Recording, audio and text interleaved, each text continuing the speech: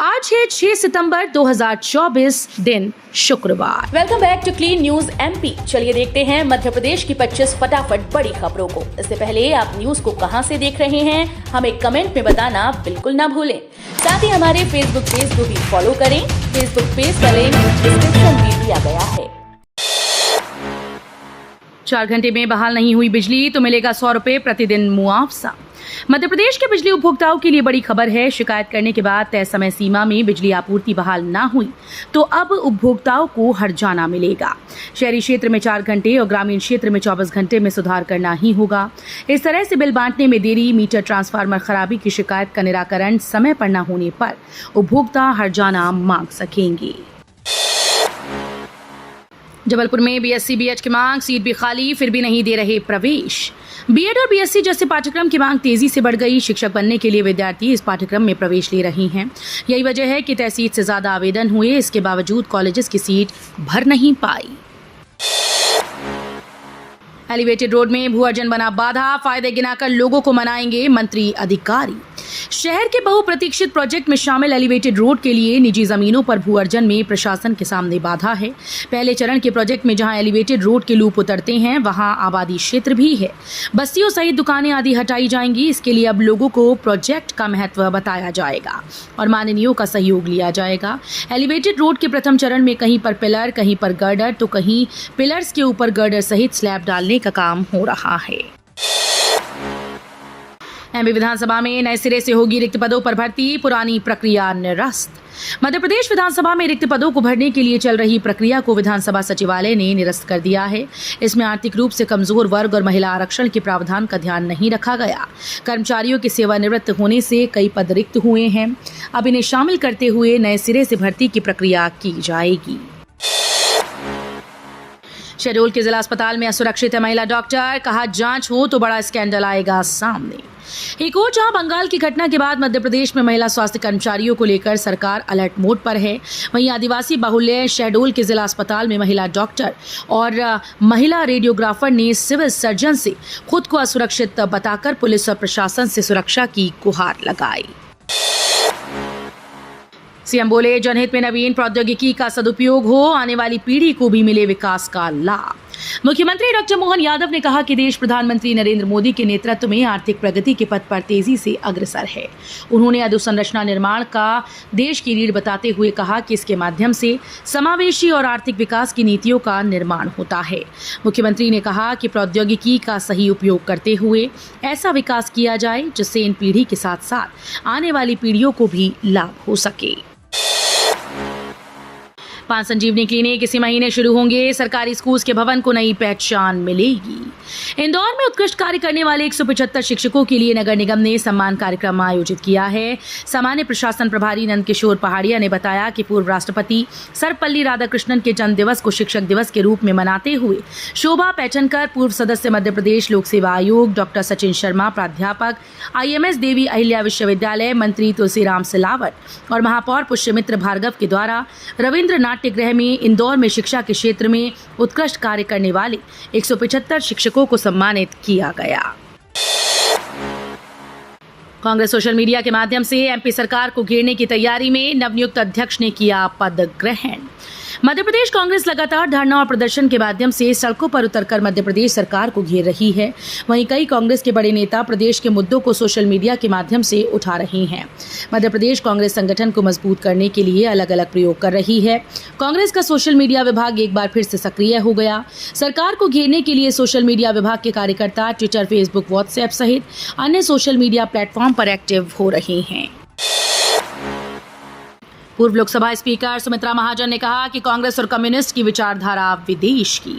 इंदौर में भाजपा ने सदस्यता अभियान की गुरुवार से शुरुआत की। भाजपा इंदौर में 8 लाख नए सदस्य बनाएगी। इस मौके पर आयोजित समारोह में पूर्व लोकसभा स्पीकर सुमित्रा महाजन ने कहा कि वर्ष 1984 में जब भाजपा के पास 2 सीटें थीं तो हमारा मजाक उड़ाया जाता था, लेकिन विचारधारा, कार्यकर्ता की मेहनत और संघर्ष के कारण तीसरी बार हम सत्ता में हैं। इंदौर एयरपोर्ट पर 1 साल तक रात में नहीं उड़ पाएंगे विमान। इंदौर के देवी अहिल्याबाई होलकर अंतर्राष्ट्रीय विमानतल के रनवे की मरम्मत होने जा रही है। ये काम फरवरी 2025 से शुरू होगा। इसके चलते 1 साल तक देर रात से सुबह के बीच एयरपोर्ट पर उड़ानों का संचालन बंद रहेगा। इससे एयरलाइंस और यात्रियों को परेशान होना पड़ सकता है। रनवे की मरम्मत के इस काम पर एयरपोर्ट अथॉरिटी 25 करोड़ रुपए से ज्यादा खर्च करेगी। इस काम के तहत रनवे पर डामर रोड की तरह एक पूरी परत को हटाकर नई परत बिछाई जाएगी। मध्य प्रदेश के जूडो खिलाड़ी कपिल परमार ने पेरिस ओलंपिक में जीता कांस्य पदक। मध्य प्रदेश के प्रतिभाशाली जूडो खिलाड़ी कपिल परमार ने गुरुवार के इतिहास रच दिया। उन्होंने पेरिस पैरालंपिक में शानदार प्रदर्शन करते हुए कांस्य पदक जीता। कपिल ने पुरुषों की J160 किलोग्राम श्रेणी में कांस्य पदक के मुकाबले में ब्राजील के एलिल्टन डी ओलिवेरिया को हराकर ये सफलता प्राप्त की। कपिल मूलतः सीहोर के निवासी हैं। एमपी की 413 नगरीय निकायों के सीएमओ आज करेंगे प्रदेश व्यापी हड़ताल। प्रदेश के कई जिलों में नगरीय निकायों के मुख्य नगर पालिका अधिकारियों पर हमलों की घटनाओं के विरोध में मुख्य नगर पालिका अधिकारी कल्याण संघ ने शुक्रवार को प्रदेश व्यापी हड़ताल का ऐलान किया। संगठन के आह्वान पर प्रदेश के समस्त 413 निकायों के मुख्य नगर पालिका अधिकारी 1 दिवसीय सांकेतिक हड़ताल पर रहेंगे। गणेशोत्सव में होगा विघ्नहर्ताओं का सम्मान। भगवान गणेश की तरह इन्होंने दुख दूर किए। 10 दिवसीय गणेश उत्सव 7 सितंबर से शुरू होने वाला है। इंदौर में गणेश उत्सव अपने खास आयोजनों के लिए पहचान रखता है। सभी इस आयोजन में कुछ न कुछ नया करने की कोशिश करते हैं। शहर के आध्यात्मिक गुरु कृष्णा मिश्रा गुरुजी इस बार गणेशोत्सव को अलग अंदाज में मना रहे हैं। वे भगवान गणेश जी की आरती में दिए संदेशों के अनुसार अलग अलग क्षेत्रों में मानव सेवा कर रहे लोगों का सम्मान करेंगे। इस्लामी माह रबी उल अव्वल शुरू। ईद मिलादुन नबी का त्योहार 16 सितंबर को। इस्लामी माह रबी उल अव्वल का चांद राजधानी में दिखाई नहीं दिया, लेकिन आसपास के इलाकों से इसकी तस्दीक हो गई है। इसके मुताबिक नए इस्लामी महीने की शुरुआत गुरुवार से हो गई।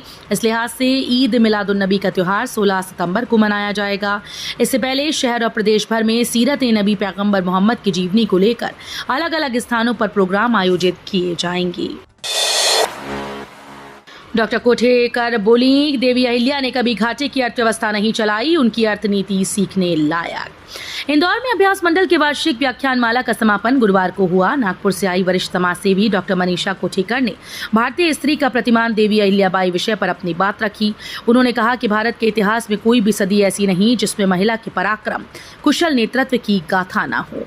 डॉक्टर मनीषा कोठेकर ने कहा कि देवी अहिल्याबाई का कालखंड देखें तो उन्होंने कुशलता, कौशल, पराक्रम के गुणों का विकास किया। डेंगू मलेरिया वायरल का प्रकोप, घर घर मिल रहे मरीज। शहर में डेंगू मलेरिया का प्रकोप बढ़ता जा रहा है। जनवरी में इंदौर में डेंगू के 6 केस थे, जो अगस्त में 121 केस पर पहुंच गए। जनवरी में मलेरिया का एक भी केस नहीं था और अगस्त में 2 केस आए। ये स्वास्थ्य विभाग के आंकड़े हैं, जो गंभीर मामलों के होने और टेस्ट में पॉजिटिव आने पर ही मिल पाते हैं। इनके अलावा रोज सैकड़ों की संख्या में डेंगू और मलेरिया के मरीज अस्पतालों में आ रही हैं, जो प्राथमिक उपचार के बाद ही ठीक हो जाते हैं। इनका टेस्ट करवाने की जरूरत नहीं पड़ती। गणेशोत्सव को लेकर बदलेगी ट्रैफिक व्यवस्था। छिंदवाड़ा में मूर्ति बाजार को लेकर यातायात डाइवर्ट। छिंदवाड़ा में गणेशोत्सव की भीड़ को मद्देनजर रखते हुए यातायात डाइवर्ट किया जाएगा। इसके लिए नई व्यवस्था बनाई गई। छिंदवाड़ा में गणेशोत्सव पर्व के दौरान स्थानीय बुधवारी बाजार, मटका बाजार और कुम्हारी मोहल्ला गणेश मूर्ति बाजार से श्रद्धालु गणों द्वारा स्थानीय बाजार से गणेश श्रद्धालुगण अपने दोपहिया, चौपहिया और भारी वाहनों से गणेश जी की मूर्तियों का परिवहन करेंगे। दिवाली से पहले मिल जाएगी किसान सम्मान निधि की 18वीं किश्त। देश के करोड़ों किसानों के लिए बड़ी खुशखबरी है। दरअसल पीएम किसान सम्मान निधि की 18वीं किश्त इस बार दीपावली से पहले आने वाली है। इसके लिए केंद्र सरकार ने तैयारियां शुरू कर दी। किसानों को इसका लाभ लेने के लिए केंद्र सरकार ने कृषि अधिकारियों को जरूरी दिशा निर्देश जारी कर दिए हैं।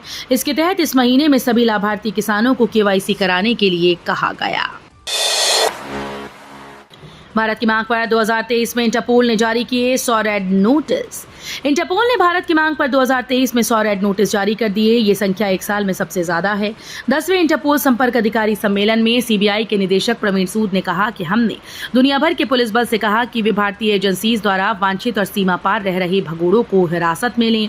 उन्होंने कहा कि इंटरपोल और अंतर्राष्ट्रीय कानून प्रवर्तन सहयोगियों की मदद से 2023 में 29 और 24 में अब तक 19 वांछित अपराधियों को भारत वापस लाया गया। सहारा की स्कीम में फंसा पैसा जल्द मिलेगा, 15% सालाना ब्याज के साथ। सहारा इंडिया की बचत योजनाओं में पैसा फंसा चुके लाखों निवेशकों के लिए एक अच्छी खबर है। इस मामले में सुप्रीम कोर्ट ने सहारा समूह को कड़ी फटकार लगाई। सर्वोच्च न्यायालय ने सहारा ग्रुप से कहा कि वो अपनी संपत्ति बेचकर निवेशकों का पैसा लौटा सकता है। कोर्ट ने कहा किसी भी सहारा रिफंड खाते में 10,000 करोड़ रुपए जमा करने के लिए समूह को प्रॉपर्टी बेचने से कोई नहीं रोक सकता। सहारा की अगर बात की जाए तो समूह को अपनी संपत्ति बेचने पर कोई भी प्रतिबंध नहीं है।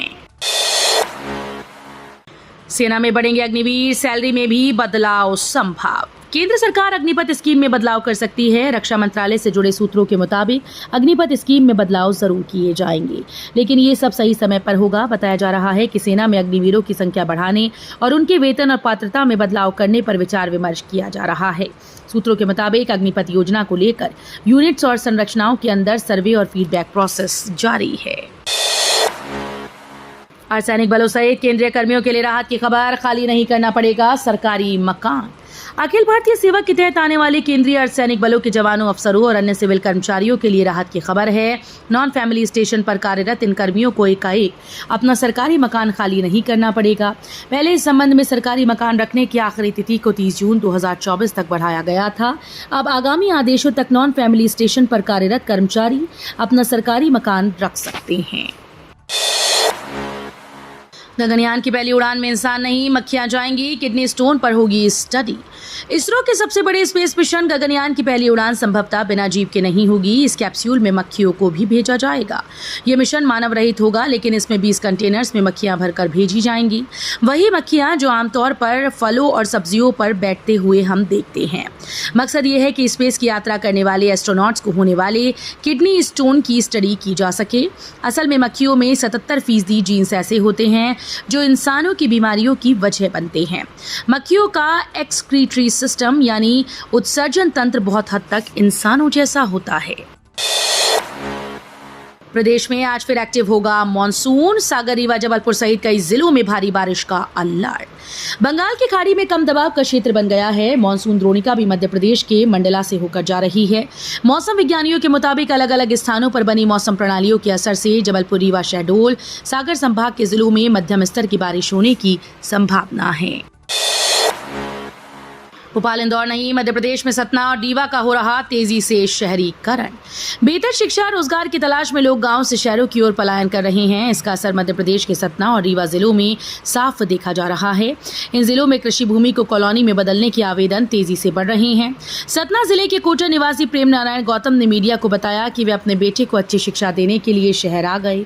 उन्होंने कहा कि शहरी माहौल में बच्चों का भविष्य सुरक्षित रहेगा। तो ये थी आज की 25 फटाफट बड़ी खबरें। अगर आपको न्यूज पसंद आई हो तो वीडियो को लाइक और शेयर जरूर करें। धन्यवाद।